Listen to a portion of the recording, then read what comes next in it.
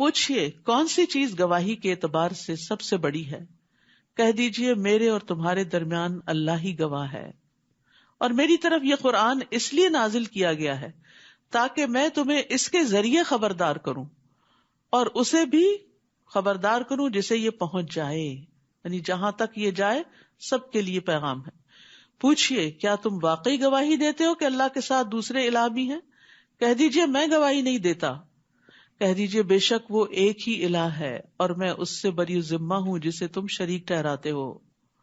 وہ لوگ جنہیں ہم نے کتاب دی وہ اس طرح اسے پہچانتے ہیں جیسے وہ اپنے بیٹوں کو پہچانتے ہیں، یعنی نبی صلی اللہ علیہ وسلم کو اپنے بیٹوں جیسا پہچانتے ہیں۔ وہ لوگ جنہوں نے اپنے آپ کو خسارے میں ڈالا سو وہ ایمان نہیں لاتے، یعنی جان کر بھی انجان بن جاتے ہیں، انکار کرتے ہیں، تو یہ سراسر خسارے اور نقصان کی بات ہے۔ اور اس سے بڑا ظالم کون ہے جو اللہ پر جھوٹ گھڑ لے یا اس کی آیات کو جھٹلائے؟ بے شک ظالم فلاح نہیں پائیں گے۔ اور جس دن ہم ان سب کو اکٹھا کریں گے پھر ہم ان شرک کرنے والوں سے پوچھیں گے کہاں ہیں تمہارے شریک جن کی خدائی کا تم دعویٰ کرتے تھے؟ پھر اس پر ان کا عذر بس یہی ہوگا کہ وہ کہیں گے قسم اللہ کی جو رب ہے ہمارا، ہم شرک کرنے والے نہ تھے۔ وہاں پھر اپنے ہی عمل کو جھٹلا دیں گے، شرک کا انکار کر دیں گے۔ دیکھیے کس طرح انہوں نے اپنے نفسوں پر جھوٹ بولا اور گم ہو گئے ان سے جو وہ گھڑا کرتے تھے۔ وَمِنْهُمْ مَن يَسْتَمِعُ إِلَيْكَ، اور ان میں سے کوئی وہ ہے جو آپ کی طرف کان لگاتا ہے، یعنی آپ کی باتیں سنتا ہے مگر اچھی نیت سے نہیں، اور ہم نے ان کے دلوں پر پردے ڈال دیے ہیں کہ وہ اسے سمجھ ہی نہ سکیں، اور ان کے کانوں میں بوجھ ہے، اور اگر وہ ہر نشانی دیکھ لیں تب بھی اس پر ایمان نہیں لائیں گے، یہاں تک کہ جب وہ آپ کے پاس آتے ہیں تو آپ سے جھگڑا کرتے ہیں۔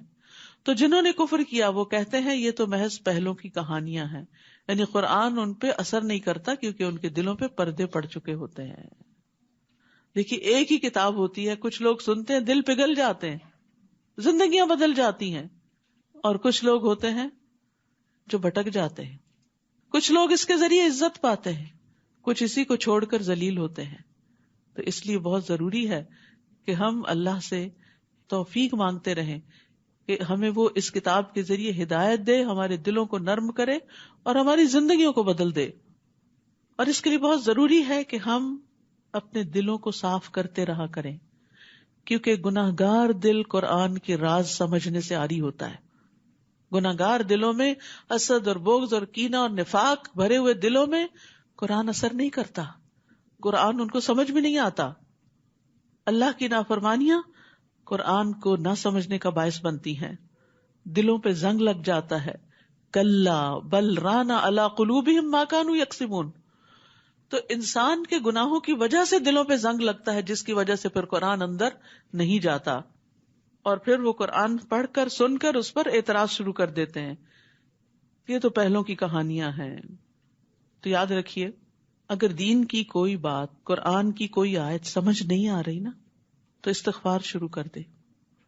ہو سکتا ہے کوئی خاص گناہ جو اس سے ملتا جلتا کیا ہو وہ رکاوٹ بنا ہوا ہو اور اللہ کی بات سنک ان نہیں ہو رہی۔ امام ابن تیمیہ کے بارے میں آتا ہے کہ جب انہیں قرآن کی کوئی آیت سمجھ نہیں آتی تھی تو 100 تفاسیر دیکھا کرتے تھے، اور بعض اوقات پھر بھی سمجھ نہیں آتی تھی، پوری طرح شرح صدر نہیں ہوتا تھا، تو بیٹھ کے صرف استغفار پڑھتے رہتے تھے۔ تو اگر ہمیں قرآن سمجھ نہ آئے تو اس راہ میں بھی گناہ حائل ہوتے ہیں، تو اللہ تعالیٰ سے دعا کرنی چاہیے کہ وہ ہمارے سمجھ اور فہم اور فقہ میں اضافہ فرمائے۔ وہ دوسروں کو اس سے روکتے ہیں اور خود بھی اس سے دور رہتے ہیں، کیونکہ سمجھ جو نہیں، پتہ ہی نہیں کہ یہ کیا خزانہ ہے، اور وہ محض اپنے آپ ہی کو ہلاک کر رہے ہیں اور وہ شعور نہیں رکھتے۔ اور اگر آپ انہیں اس وقت دیکھیں جب وہ آگ پر کھڑے کیے جائیں گے تو وہ کہیں گے کاش ہم لوٹا دیے جائیں اور ہم اپنے رب کی آیات کو نہ جھٹلائیں اور ہم مومنوں میں سے ہو جائیں، کاش ہمیں وہ وقت دوبارہ مل جائے کہ ہم اپنی اصلاح کر لیں۔ بلکہ وہ سب ظاہر ہو جائے گا ان کے لیے جو اس سے پہلے وہ چھپاتے تھے، چھپ چھپ کے غلط کام جو کرتے تھے، نیت کی کھوٹ جو رکھتے تھے، اور قرآن سے سیکھنے کی بجائے اس پر اعتراض کرنے کے جو دل میں ارادے رکھتے تھے، تو وہ سب ان کے اندر کے جو جذبات ہوں گے اور خیالات ہوں گے اور ارادے ہوں گے لوگوں کے سامنے آ جائیں گے۔ تو اس طرح منافقین پہچانے جائیں گے وہاں کہ جو اوپر اوپر سے اسلام کا دعویٰ کرتے ہیں مگر اندر سے مسلمانوں کے شدید دشمن ہوتے ہیں. فرمایا اگر وہ دنیا میں لوٹا بھی دیے جائیں تو بھی وہ ضرور وہی کچھ کریں گے جس سے وہ روکے گئے تھے. وہ کہتے ہیں چور چوری سے جاتا ہے ہیرا پھیری سے نہیں. یعنی وہ ان کی عادت میں ان کی شخصیت کا حصہ ہو گیا. اور بے شک وہ یقیناً جھوٹے ہیں، اپنے اس دعوے میں بھی جھوٹے ہیں ہمیں ایک چانس اور مل جائے تو ہم ہدایت پا جائیں گے. دنیا میں اللہ سبحانہ تعالیٰ بندے کو کئی بار چانس دیتے ہیں، کئی مواقع دیتے ہیں، لیکن انسان جب خود آگے نہیں بڑھتا تو وہ اپرچونٹیز چلی جاتی ہیں. اور انہوں نے کہا یہ ہماری دنیا کی زندگی اصل زندگی ہے اور ہم ہرگز اٹھائے جانے والے نہیں. یاد رکھیے اہل مکہ میں بھی کچھ لوگ ایتھیسٹ تھے کہ جو آخرت کو، خدا کو، کسی دین مذہب کو نہیں مانتے تھے. تو کہتے تھے بس یہی زندگی ہے، جینا ہے، مرنا ہے، مر کے مٹی ہو جانا ہے، دوبارہ کوئی اٹھنا نہیں، کوئی حساب کتاب نہیں. اور کاش آپ دیکھیں جب وہ اپنے رب کے سامنے کھڑے کیے جائیں گے، یعنی اٹھائے جائیں گے، تو وہ کہے گا کیا یہ حق نہیں؟ اب بتاؤ جو تم کہتے تھے وہ کہاں گئی بات؟ وہ کہیں گے کیوں نہیں، قسم ہے ہمارے رب کی تو بالکل حق ہے. تو وہ کہے گا پس چکھو عذاب بوجہ اس کے جو تم کفر کرتے تھے، جو تم نے انکار کیا. قد خسر الذین کذبوا بلقاء اللہ، یقیناً خسارے میں رہے وہ لوگ جنہوں نے اللہ کی ملاقات کو جھٹلا دیا کہ اللہ کو کوئی حساب نہیں دینا. یہاں تک کہ جب ان کے پاس قیامت کی گھڑی اچانک آ جائے گی وہ کہیں گے ہائے افسوس ہمارا اس پر جو ہم نے اس کے بارے میں کمی کوتاہی کی، اور وہ اپنے بوجھ اپنی پشتوں پر اٹھائے ہوئے ہوں گے. خبردار کتنا برا ہے وہ بوجھ جو وہ اٹھائیں گے. دیکھیے جو لوگ اللہ کو نہیں مانتے، آخرت کو نہیں مانتے، ان کے پاس اس کی کوئی دلیل نہیں ہے، وہ صرف خواہشات ہیں، خیالات ہیں، کچھ باتیں ان کے دل میں اٹک گئی ہیں، کچھ شکوک و شبہات ان کے اندر پیدا کر دیے گئے. لیکن اگر وہ یہ سوچیں کہ دو میں سے ایک چیز یا اللہ ہے یا نہیں، تو سیف سائڈ تو یہی ہے نا کہ مان لیا جائے وہ ہے. لیکن اگر یہ کہتے ہیں ہے نہیں اور وہ سامنے آ گیا تو پھر تو خسارہ ہی خسارہ ہے. تو اللہ کی ملاقات جو ہے قیامت کے دن ہوگی، جب اللہ بندوں سے ملاقات کرے گا. ہم سب کو اس کے حضور حاضر ہونا ہے، اس قیام کی تیاری کرنی چاہیے. اور یہ دنیا میں قیام جو ہے یہ دراصل اس کے آگے کھڑے ہونے کی تیاری ہے. وہ مشقت کا بہت طویل دن ہے جب انسانوں سے حساب لیا جائے گا. وَمَا الْحَيَاةُ الدُّنْيَا إِلَّا لَعِبٌ وَلَهْوٌ وَلَلدَّارُ الْآخِرَةُ خَيْرٌ لِلَّذِينَ يَتَّقُونَ افلا تعقلون. اور نہیں دنیا کی زندگی مگر ایک کھیل اور تماشا، اور البتہ آخرت کا گھر بہتر ہے ان لوگوں کے لیے جو تقوی اختیار کرتے ہیں. آخرت متقین ہی کے لیے ہے. والعاقبۃ للمتقین جیسے دوسری جگہ فرمایا. کیا پھر تم عقل سے کام نہیں لیتے؟ تو یہاں دنیا کی حقیقت بتائی گئی، اس کو دو لفظوں سے بیان کیا گیا، لعب اور لہو. لعب کہتے ہیں ہر وہ کام جو فائدہ مند نہیں ہوتا، اور لہو ہر وہ کام جس سے انسان غفلت میں پڑ جاتا ہے، یعنی وہ چیزیں جو اللہ کی یاد سے غافل کر دیں. ہمیں دنیا میں رہنا ہے، دنیا کے کام کاج کرنے ہیں، لیکن دنیا کے کاموں میں اتنا محب نہ ہو کہ نمازیں ہی بھول جائیں، اللہ کی یاد ہی بھول جائے، اللہ کی اطاعت کی طرف سے انسان غافل ہو جائے. ابن عباس کہتے ہیں یہ کافر کی زندگی ہے کیونکہ وہ زندگی کو دھوکے اور باطل کاموں میں گزار دیتا ہے. مومن کی زندگی نیک اعمال پر مشتمل ہوتی ہے، وہ ہر چیز میں آخرت سامنے رکھ کے کرتا ہے کام. یقیناً ہم جانتے ہیں کہ بے شک آپ کو وہ باتیں غمگین کرتی ہیں جو وہ کہتے ہیں، یعنی لوگوں کے اعتراضات، لوگوں کا مذاق اڑانا، یہ سب چیزیں آپ کے دل پہ اثر کرتی ہیں. یہ ایک حقیقت ہے. اگر پیغمبر کے دل پہ اثر کرتی ہیں، غمگین کرتی ہیں ان کو، تو پھر ہم تو عام انسان ہیں. تو جب کوئی ایسی بات کرتا ہے جو ہمارے خلاف پڑتی ہے، ہمارے نفس کے خلاف یا ہماری ذات کے خلاف، یا کوئی جھوٹا الزام، تو غمگین کرتا ہے، لیکن اس غم میں ڈوبنا نہیں چاہیے.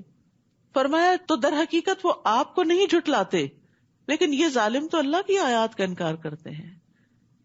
یعنی جب آپ دین پر نہیں تھے تو یہ آپ کے بڑے دوست بنتے تھے، جب آپ دین کی طرف آئے تو آپ پر ان کو اعتراض ہو گیا.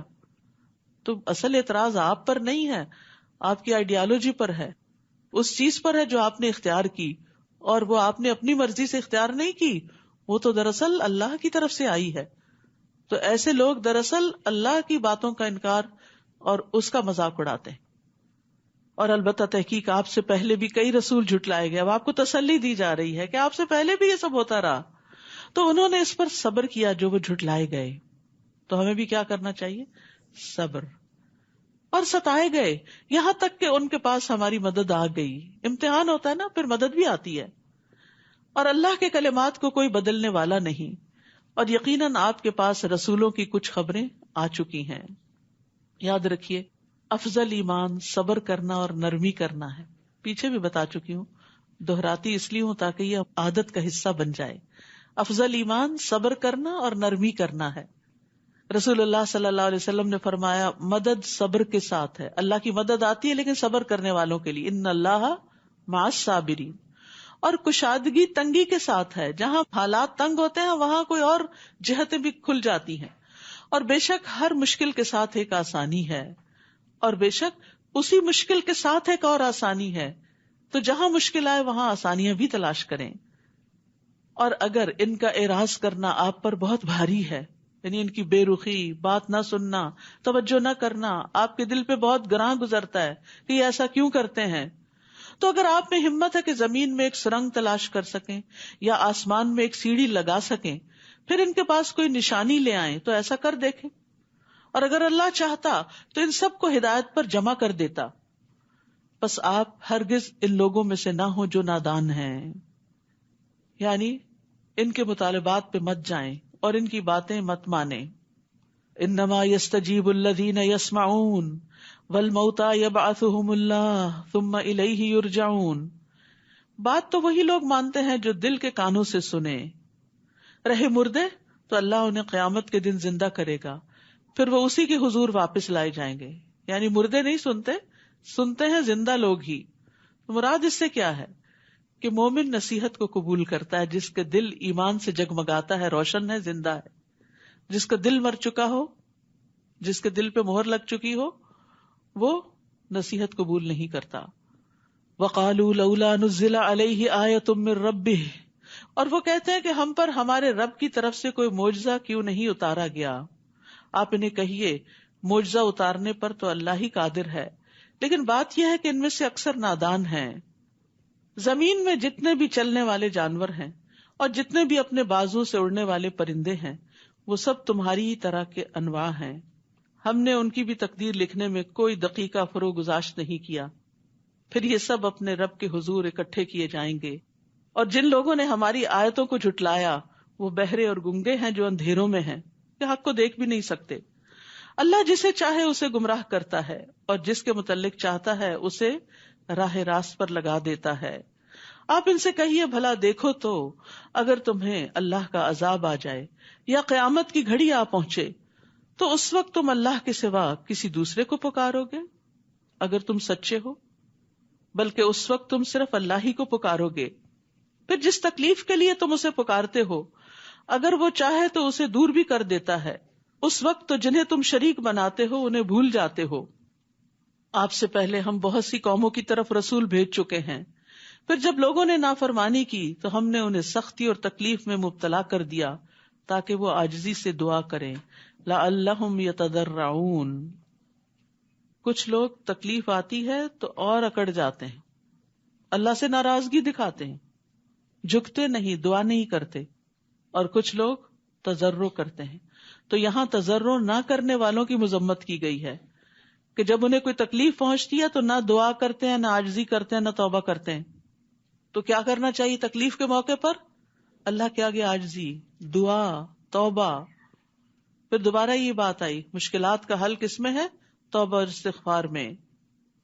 کچھ ایسے لوگ ہیں جب تکلیف آتی ہے تو عاجزی بھی اختیار کرتے ہیں, اللہ کی طرف رجوع کرتے ہیں, لیکن جب تکلیف دور ہو جاتی ہے تو پھر اکڑنے لگتے ہیں, روگردانی کرتے ہیں, پھر اپنی پرانی ڈگر پہ چلے جاتے ہیں.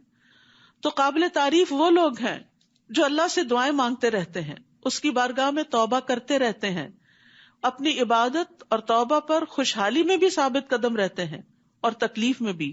اور جب تکلیف ٹل جاتی ہے تو بھی وہ اللہ ہی کے بن کے رہ جاتے ہیں.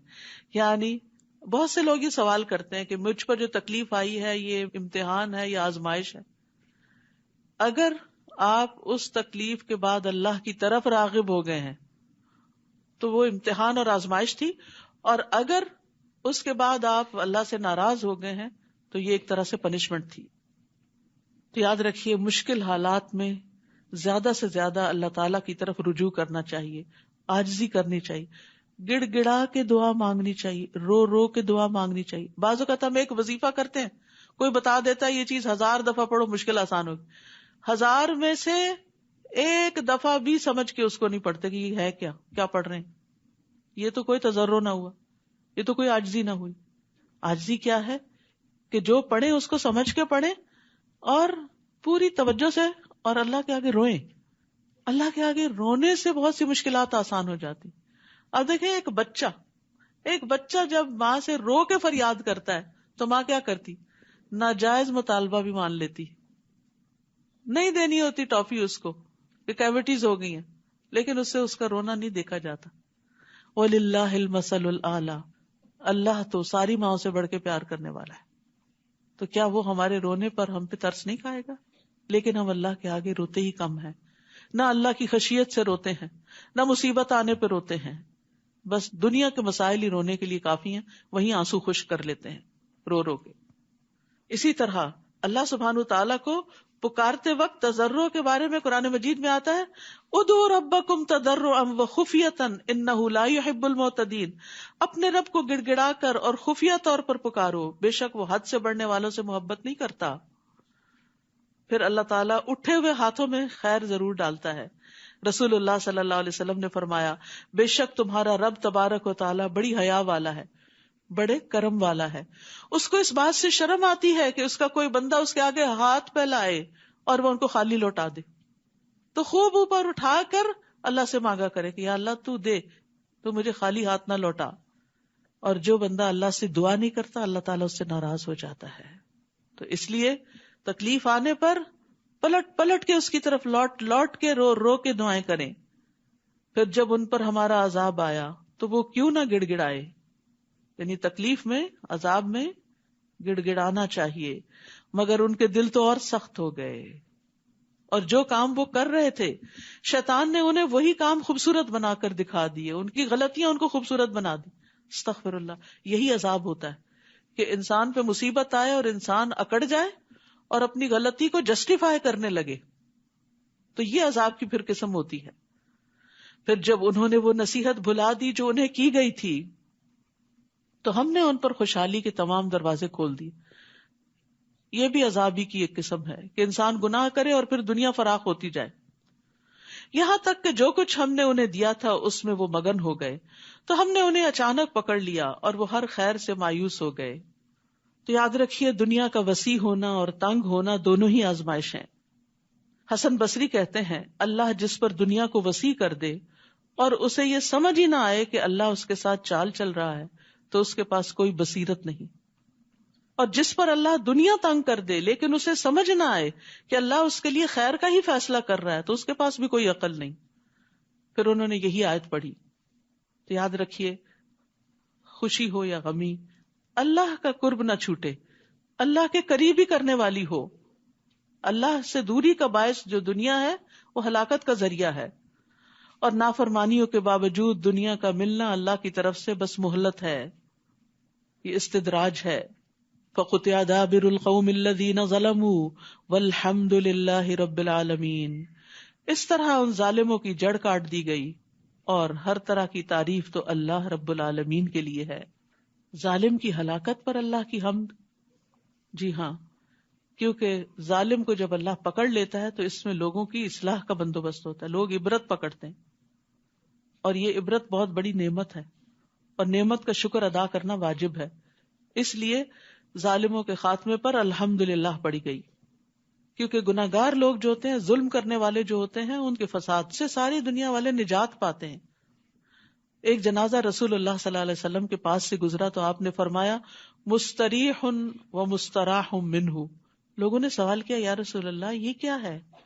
آپ نے فرمایا مستریح وہ بندہ ہے جو مومن ہے، دنیا کی مشقتوں اور مصیبتوں سے اللہ کی راحت میں آرام پانا چاہتا ہے تو موت اس کے لیے راحت کا باعث بن گئی ہے. اور مستراح منہ وہ بدکار بندہ ہے جس سے اللہ کے بندے اور شہر درخت چوپائے سب آرام پانا چاہتے ہیں کہ شکر ہے ختم ہوا، ہر کوئی چین میں آئے گا. اور ایسا ہوتا ہے نا، بعض لوگوں کی موت پہ زمین آسمان روتے ہیں کہ وہ خیر ہی خیر پھیلانے والا ہوتا ہے، اور بعض لوگوں کی موت پہ سب راحت پاتے، شکر ادا کرتے ہیں، اپنے بھی پرائے بھی، جہاں وہ رہتا ہے آس پاس کی چیزیں بھی، کیونکہ اس کے گناہوں سے ہر کوئی تنگ ہوتا ہے۔ اللہ تو سب کو ہدایت ہے۔ دیکھیے خاندانوں میں، گھروں میں کوئی نہ کوئی فرد ایسا ہوتا ہے جس کی وجہ سے سارا گھرانہ تنگ ہوتا ہے، وہ دعائیں بھی مانگتے ہیں، علاج بھی کرواتے ہیں، ہر طرح کی کوششیں کرتے ہیں، لیکن وہ سدھرنے کا نام نہیں لیتے۔ تو پھر بعض اوقات لوگ بد دعائیں بھی دینے لگتے کہ اللہ اٹھا لے اس کو، کیونکہ اس نے ہماری زندگی آرام کر دی۔ بعض لوگوں کے اندر اتنی بری عادتیں ہوتی کہ لوگوں کا جینا، سونا، کھانا، ساری ان کی زندگی تلپٹ کر کے رکھ دیتے ہیں اپنے گناہوں کی وجہ سے۔ بیماری الگ چیز ہے، لیکن گناہوں کی وجہ سے، اپنی زیادتی اور ظلم کی وجہ سے، اکڑ اور تکبر کی وجہ سے۔ تو ایسے لوگ جب دنیا سے جاتے ہیں تو ہر چیز شکر ادا کرتی۔ آپ ان سے پوچھئے بھلا دیکھو تو، اگر اللہ تمہاری سماعت اور تمہاری آنکھیں سلب کر لے اور تمہارے دلوں پر مہر لگا دے تو اللہ کے سوا کوئی اور الہ ہے جو یہ چیزیں تمہیں واپس دلا دے؟ دیکھیے ہم کیسے بار بار اپنی آیات بیان کرتے ہیں، پھر بھی یہ لوگ منہ موڑ جاتے ہیں۔ آپ ان سے کہیے بھلا دیکھو تو، اگر تم پر اللہ کا عذاب اچانک آ جائے یا علانیہ آ جائے تو کیا ظالموں کے سوا کوئی اور بھی ہلاک ہوگا؟ اور ہم جو رسول بھیجتے ہیں تو صرف اس لیے بھیجتے ہیں کہ لوگوں کو بشارت دیں اور ڈرائیں۔ تو جو کوئی ایمان لے آیا اور اس نے اپنی اصلاح کر لی تو ایسے لوگوں کو نہ کوئی خوف ہوگا نہ وہ غم زدہ ہوں گے۔ ایمان اور اصلاح، لا الہ الا اللہ کہنے کے بعد پھر اللہ کی اطاعت کے کام کرنا، اپنی بیڈ ہیبٹس کو چھوڑنا۔ اور جن لوگوں نے ہماری آیات کو جھٹلا دیا تو ان کی نافرمانیوں کی انہیں ضرور سزا مل کر رہے گی۔ اے محمد صلی اللہ علیہ وسلم آپ ان سے کہیے میں یہ نہیں کہتا کہ میرے پاس اللہ کے خزانے ہیں، نہ ہی میں غیب کی باتیں جانتا ہوں، اور نہ میں کہتا ہوں کہ میں فرشتہ ہوں، میں تو صرف اس کی پیروی کرتا ہوں جو میری طرف وحی کی جاتی ہے۔ آپ ان سے پوچھئے کیا نابینا اور بینا برابر ہو سکتے ہیں؟ پھر تم لوگ کیوں نہیں سوچتے؟ اور آپ اس وحی کے ذریعے ان لوگوں کو ڈرائیے جو اس بات سے ڈرتے ہیں کہ انہیں ان کے رب کے ہاں اکٹھا کیا جائے گا، جس کے بغیر ان کا نہ کوئی حمایتی ہوگا اور نہ سفارشی ہوگا۔ اسی طرح شاید وہ پرہیزگار بن جائیں۔ اور جو لوگ اللہ کی رضا چاہتے ہیں اور صبح و شام اپنے رب کو پکارتے ہیں انہیں اپنے ہاں سے دور نہ کیجیے۔ نبی صلی اللہ علیہ وسلم کو حکم دیا جا رہا ہے کہ جو لوگ صبح و شام اپنے رب کو پکارتے ہیں انہیں اپنی مجلس سے دور نہ کیجیے۔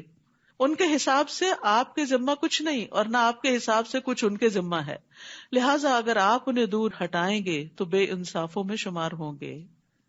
تو یہاں ذکر کے لیے صبح و شام کا لفظ آیا ہے، خاص وقت، کیونکہ یہ دونوں اوقات مشغولیت کے بھی ہوتے ہیں اور دنیا کے کاموں کا بھی غلبہ ہونے لگتا ہے۔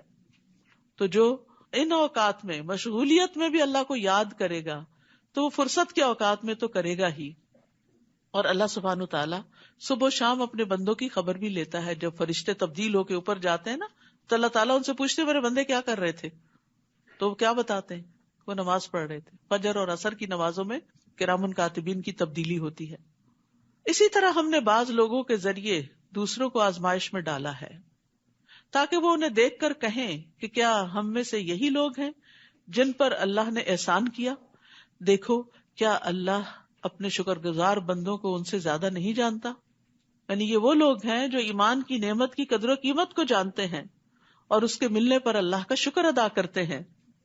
وَإِذَا جَاءَكَ الَّذِينَ يُؤْمِنُونَ بِآيَاتِنَا فَقُلْ سَلَامٌ عَلَيْكُمْ كَتَبَ رَبُّكُمْ عَلَى نَفْسِهِ الرَّحْمَةَ، اور جب آپ کے پاس وہ لوگ آئیں جو ہماری آیتوں پر ایمان لاتے ہیں تو آپ انہیں کہیے تم پر سلامتی ہو۔ یعنی جو لوگ کتاب سے محبت رکھتے ہوں، اس پر ایمان رکھتے ہوں اور اس سے آگے پھر اس کو پڑھتے پڑھاتے ہیں کیونکہ ایمان کے تقاضے ہیں یہ سارے، تو وہ سلامتی کے مستحق ہے، انہیں دعا دینی چاہیے۔ تمہارے رب نے اپنے اوپر رحمت کو لازم کر لیا ہے کہ تم میں سے کوئی شخص لا علمی سے کوئی برا کام کر بیٹھے پھر اس کے بعد وہ توبہ کر لے اور اپنی اصلاح کر لے تو یقیناً وہ معاف کر دینے والا اور رحم کرنے والا ہے۔ تو غلطی ہونے پر صبح و شام رب سے توبہ کا موقع ہے۔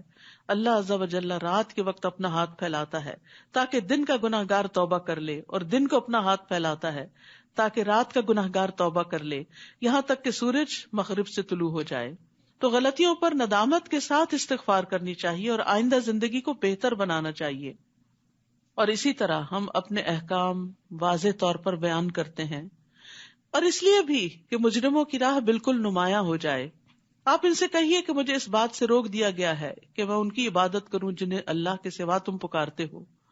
آپ ان سے کہیے کہ میں تمہاری خواہشات کی پیروی نہ کروں گا، اور اگر ایسا کروں تب تو میں بہک گیا اور ہدایت یافتہ لوگوں میں سے نہ رہا۔ آپ ان سے کہیے کہ میں اپنے رب کی طرف سے روشن دلیل یعنی قرآن پر قائم ہوں، جسے تم نے جھٹلا دیا، اور جس چیز کی تم جلدی کر رہے ہو یعنی عذاب، وہ میرے پاس نہیں۔ حکم تو صرف اللہ ہی کا ہے، وہ حق ہی بیان کرتا ہے اور وہی بہترین فیصلہ کرنے والا ہے۔ اہل مکہ چونکہ بار بار دھمکی دیتے اور کہتے کہ لے آؤ عذاب، تو اس کے جواب میں یہ بات اتاری گئی۔ آپ ان سے کہیے جس چیز کی تم جلدی مچا رہے ہو یعنی عذاب کی، اگر وہ میرے اختیار میں ہوتی تو میرے اور تمہارے درمیان کب کا فیصلہ ہو چکا ہوتا، اور اللہ ظالموں کے متعلق خوب جانتا ہے کہ ان کے ساتھ کیا معاملہ کرنا چاہیے۔ وَعِندَهُ مَفَاتِحُ الْغَيْبِ لَا يَعْلَمُهَا إِلَّا هُوَ، اور غیب کی چابیاں تو اسی کے پاس ہیں، اس کے سوا کوئی بھی نہیں ان کو جانتا۔ تو اصل غیب صرف اللہ کو پتا ہے، بحر و بر میں جو کچھ ہے اسے وہ جانتا ہے۔ اور کہا جاتا ہے کہ سمندر کا جو بیڈ ہے نیچے تہ ہے، سائنٹسٹ کہتے ہیں اس کا صرف 1% جانا گیا ہے، 99% ہمارے علم میں نہیں۔ اور زمین کے اوپر بھی جو کچھ ہے اس کا بھی بڑا حصہ ابھی تک علم سے باہر ہے۔ وَلَا يُحِيطُونَ بِشَيْءٍ مِّنْ عِلْمِهِ إِلَّا بِمَا شَاءَ، تو یہ سارے خزانے اس کے ہیں، اس کو سب پتا ہے کون سی چیز کہاں کیا کر رہی ہے، دوسروں کو نہیں پتا۔ یہ اللہ کی قدرت کی دلیل ہے، اس لیے اوروں سے امپریس ہونے کی بجائے اللہ کے آگے جھکنا چاہیے۔ اور کوئی پتا تک نہیں گرتا جسے وہ نہ جانتا ہو، نہ ہی زمین کی تاریکیوں میں کوئی دانہ ہے جس سے وہ باخبر نہ ہو، اور تر اور خشک جو کچھ بھی ہو سب کتاب مبین میں موجود ہے، لوح محفوظ میں ہر چیز کا ریکارڈ موجود ہے۔ ہم لوگوں کے علم سے متاثر ہو جاتے ہیں، کسی نے ایک کی بجائے اگر 2 PhDs کی ہے تو اس کے آگے تو جھک ہی جائیں گے کہ جو یہ کہتا ہے صحیح ہے غلط ہے بس یہی مان لو، اور جو اللہ کہتا ہے جو اللہ کی کتاب میں بتایا گیا اس کو بس ریلکٹنٹلی ہی لیتے ہیں، یقین نہیں کرتے، جبکہ اللہ کا علم ہر چیز پر چھایا ہوا ہے، ہر چیز کو اپنے گھیرے میں لیے ہوئے، اس لیے جو بات وہ کرتا ہے وہ سب سے زیادہ فائدہ مند ہے، ہمارا اس پر ایمان ہونا چاہیے۔ تو کہتے ہیں نا دانے دانے پہ مہر ہے، جو بات ہم کرتے ہیں وہ یہی ہے کہ اس کو پتا ہے کہ کون سا دانا کون کھائے گا، یہ اس کو پہلے سے پتا ہے، ہمیں نہیں پتا ہوتا۔ ہم اپنے سامنے پتا اترتے ہوئے گرتے ہوئے لہراتے ہوئے دیکھتے ہیں، ہمیں نہیں پتا ہوتا کہاں گرے گا، ہم کہتے ہیں یہاں گرے گا وہاں گرے گا، وہ وہاں جا گرتا ہے، لیکن اس کو پتا ہے کہ وہ ایگزیکٹلی کہاں جا کے گرے گا۔ تو اس کا علم کامل ہے، ہمارا علم ناقص ہے، چاہے کوئی انسان بھی ہو۔ وہی تو ہے جو رات کو تمہاری روحیں قبض کر لیتا ہے نیند کی حالت میں، بے ہوش ہوتے ہو، کچھ پتا نہیں، نیند موت کی بہن ہے، اور جو کچھ تم دن کو کر چکے ہو وہ بھی جانتا ہے۔ ہم خود بھولے ہوئے ہوتے ہیں، اگر آپ سے پوچھا جائے کل یہاں سے جا کر کیا کیا کیا تو آپ کو سوچنا پڑے گا اچھا کیا کیا کیا، اور جب بتائیں گے تو بھی تو ہو سکتا ہے کوئی چیز مس کر جائیں، لیکن اس کو سب پتا ہے آپ اپنی گزشتہ زندگی میں ہر روز کیا کچھ کر چکے ہیں، سب اس کے ریکارڈ میں ہے۔ پھر دوسرے دن جسم میں روح بھیج کر وہ تمہیں اٹھا کھڑا کرتا ہے، یعنی نیند سے اٹھاتا ہے تمہیں، تو ایک خاص روح اندر آتی ہے، تب اٹھتا ہے انسان، تاکہ مقرر مدت پوری کر دی جائے، یعنی موت تک زندگی پوری ہو جائے۔ پھر اسی کی طرف تمہارا لوٹنا ہے، ثم الیہ مرجعکم، پھر وہ تمہیں بتائے گا کہ تم دنیا میں کیا کرتے رہے ہو، وہاں جا کے ہمارے ان اعمال کا ہمیں حساب دینا ہوگا۔